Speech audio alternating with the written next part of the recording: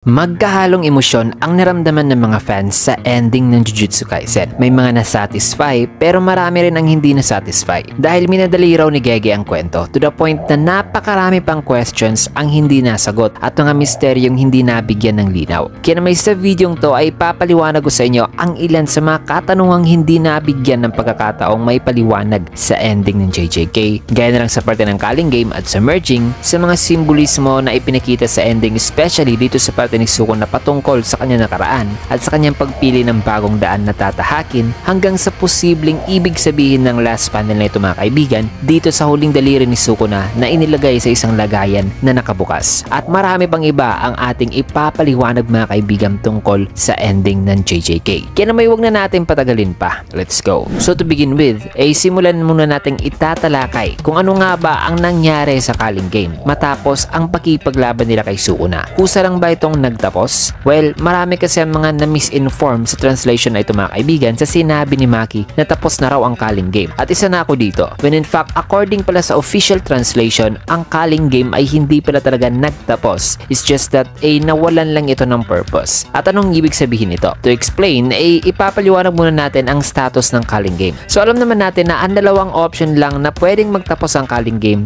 una ay ang nakasaad talaga sa rules na dapat maubos muna ang lahat ng Calling Game players maliban na lang kina Geto, Shirahime at Megumi, which is imposibleng gawin ng ating mga bida. Pangalawa naman ay ang pagsira sa 4 main barriers ni Tengen na magriresulta sa pagkabasag sa foundation ng Calling Game, kasi ang Calling Game ay binuo gamit ang 4 main barriers ni Tengen mga kaibigan, which is posible namang gawin ng ating mga bida, pero ang paggawa nito ay magriresulta naman sa pagkalat ng mga cursed spirits outside Japan. So dahil sa nalaman natin na ang cursed womb na Tengen ay nasa mga remains pala ni Sukuna dahil na stable pa rin ang kanyang barriers, so this means na ang barrier pala ni Tengen ay hindi pa pala nasira para matapos ang Calling Game. At obviously, hindi rin namatay ang lahat ng players para matapos din ang laro, na nangangahulugan lang na ang Calling Game ay active pa rin pala, na kailangan pa rin ng mga players na mag-obey sa mga rules nito. However, masabi natin nawalan lang ito ng purpose mga kaibigan gaya sa sinabi ni Maki dahil si Sukuna ay patay na at wala na rin si Kenjaku, which is ang main threats talaga na mag-a-activate sana sa merging. But the question is, ano na ngayon ang mangyayari sa ating mga player o sa mga Calling Game players? Kayong active ba rin ang Calling Game? Well, for now, pwede pa namang makapag-travel sa other colonies ang mga Calling Game players base sa rule na idinagdag noon ni Yorozu. Also, may iwasan din nila ang curse technique removal o ang pagkamatay sa pamagitan ng pagta-transfer ng mga puntos o pagdi-distribute mga kaibigan dito sa mga remaining players, since na hindi na pinapaalaw ang pagpasok ng bagong players. That is according sa rule na idinagdag ni Kenjaku. Bukod pa riyan ay ang ilan pa mga players na na-incarnate ay hinahanap pa ni Yuji at Angel para ihiwalay ang soul ng incarnated sorcerer sa vessel ito gaya ng ginawa nila kay Sukuna. So in a sense ay nawalan na talaga ng purpose ang Calling Game, pero still ay nagka-function pa rin ito. That is why wala ring naganap na merging kasi kailangan pang magtapos ang Calling Game bago pa ito pwedeng i-activate. However, hindi rin naman imposible na hindi magkakaroon ng problema ang Jujutsu Society sa hinaharap, sapagkat upang maging stable ang barrier ni Tengen ay kailangan nilang i-preserve ang mga remains ni Sukuna, since na ang curse womb na Tengen ay nasa loob nito at ang remains ay mananatili lang for a period of time. So kailangan nila talaga ng countermeasure gaya ng sinabi ni Utahime. So ngayon na nalaman na natin ang tungkol sa Calling Game at sa merging, pati na kay Kenjaku, kay Tengen at kay Sukuna mga kaibigan, kamusta naman ang trio natin sa ending ng JJK mga kaibigan? Well, dito kay Nobara ay nakita natin nag-improve na ito sa pagsasagawa sa kanilang mga mission mga kaibigan, na nagawa pa nga nitong tumalon mula sa itaas ng building para i-pursue ang curse user. Si Megumi naman ay nakita natin na at least ang kanyang Divine Dog totality ay hindi pala nawala. Kahit na nawala sa kanya si Nue, ang Tiger, pati na ang kanyang alas na si Mahoraga. Pero posible pa rin naman na ma-inherit ng kanyang iba pang Shigami ang ability ni Mahoraga. Now, pagdating naman kay Yuji, ay nakita natin na siya ang nag-inherit sa last will ni Gojo. Kaya nga ay nakita natin kinomfort ni Yuji ang curse user gamit ang words of encouragement ni Gojo na madalas itong sinasabi kay Yuji noon. Also, pagdating naman sa lack of sin sa aftermath ng pagkamatay ni Gojo, ay marahil ang isa sa mga rason na hindi natin nakita na nagluksa si Yuji sa pagkamatay ni Gojo ay dahil sa prinsipyo kasi na meron ang isang Jujutsu Tech Sorcerer, na ayon kay Todo noon sa Shibuya, na hanggang sa ang isang Jujutsu Sorcerer ay buhay daw, ay ang kanilang mga kasamahang na maalam ay hindi raw talaga tuluyang natalo, sapagkat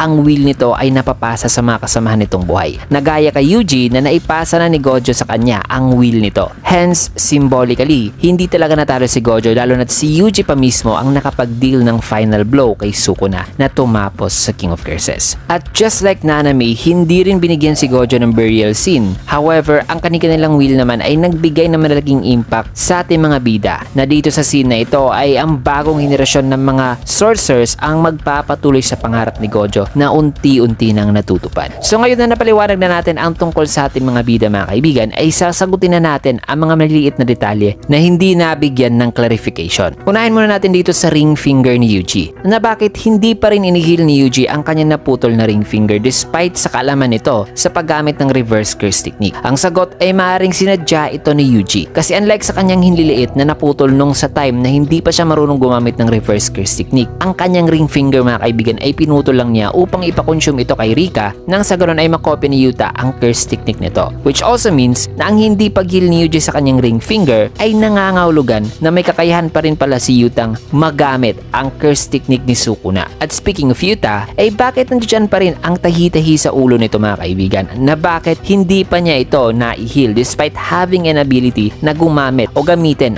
ang reverse curse technique? Ang sagot ay it seems na kahit kinopya lang ni Yuta ang curse technique ni Kenjaku ay maaring ang binding vow nito ay nag-take effect din pala dito kay Yuta kaya visible pa rin ang peklat nito sa noo. So yan ang nakikita kong posibleng explanation sa likod ng mga tahi-tahi sa ulo ngayon ni Yuta mga kaibigan na hindi pa nito inihil. Now dito na tayo sa eksena kung saan nakausap ni Sukuna si Mahito at ang unang katanungan dyan ay saang lugar nga ba naganap ang conversation ni Mahito at Sukuna? Well, according kay Mahito, ang realm na ito ay ang lugar na pinupuntahan ng mga souls na patungo sa cycle of reincarnation na dahil sa ang curse technique ni Mahito ay may kinalaman sa soul ay apparently na-stuck siya rito at ang reason na na-stuck siya mga kaibigan ay dahil sa hindi niya ginustong magbago na mas ginusto niyang manatili sa kung ano ang dating siya, isang nilalang na ikinakatuwa ang pagpatay ng mga tao. At ang rason din sa kung bakit hindi niya pinili na magbago ay dahil mismo sa kanyang pagiging isang cursed spirit mga kaibigan na di tulad ng tao, ang nature talaga ni Mahito ay nakaukit na talaga bilang isang salbahing nilalang. So ngayon na nalaman na natin ang tungkol dito kay Mahito ay papaliwanag naman natin ngayon ang dalawang path na nabanggit noon ni Sukuna. So sino nga ba ang babaeng nasa kaliwang side ni Sukuna? Well, may 4 possibilities dyan mga kaibigan. Una ay possibly si Yoruzu ito, ang sorcerer na nagkagusto noon kay Sukuna. However, maaring hindi rin ito si Yoruzu kasi wala naman talagang significant impact si Yoruzu sa buhay ng King of Curses. So ang number 2 ay posibleng ang babaeng yan ay ang ina umano ni Sukuna. Well, may mga nagsabing si Tengen daw ang ina ni Sukuna. At ang pangatlo naman ay maaaring ang babaeng ito ay si Kenjaku, or pang-apat ay could be anyone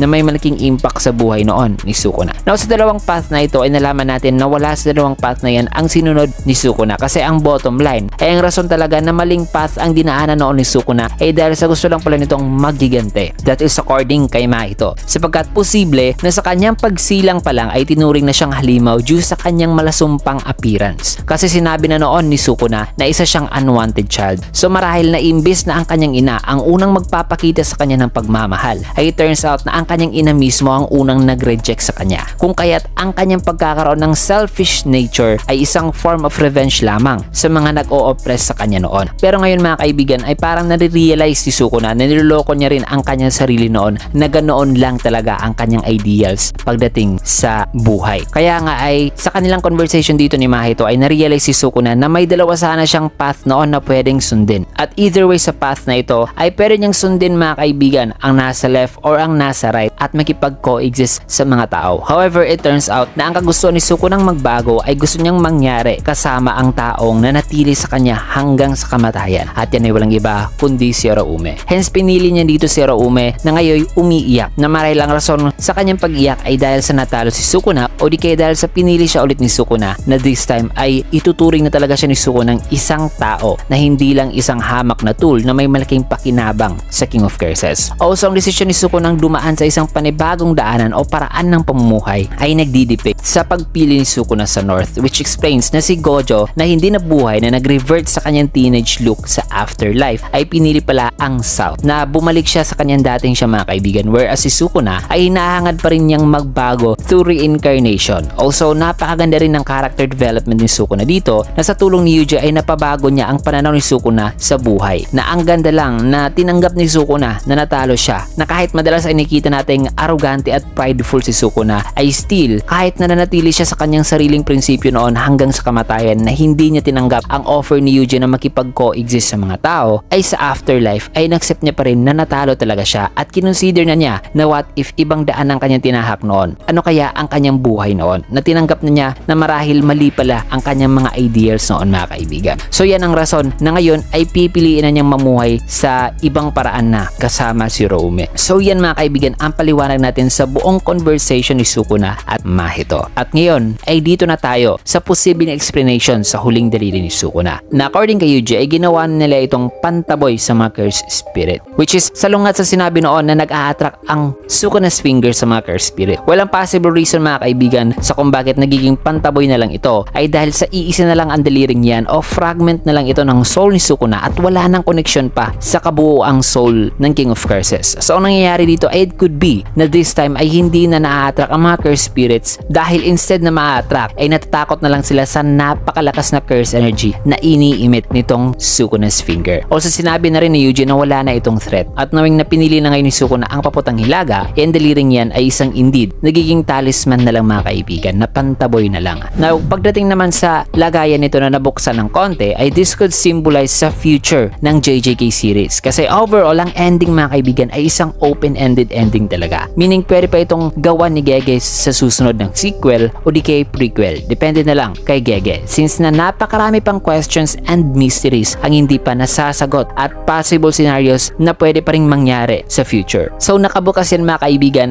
as a symbolism na may babalikan pa si Gege sa susunod. So yun ang maring explanation mga kaibigan pagdating sa last panel na yan. At yun ang explanation ko at analyzation sa ending ng JJK. At sana ay nalinawan kayo sa mga meanings at sa current situation ngayon ng Jujutsu World. So yun mga kaibigan, dito muna natin tatapusin ang video at maraming salamat sa panonood. At sa susunod kong video mga kaibigan ay tungkol na sa exciting announcement para sa future ng channel natin. Kaya naman kung nagustuhan nyo ang video, can get a like, comment, follow, subscribe na rin for more videos like this and see you guys again on my next video.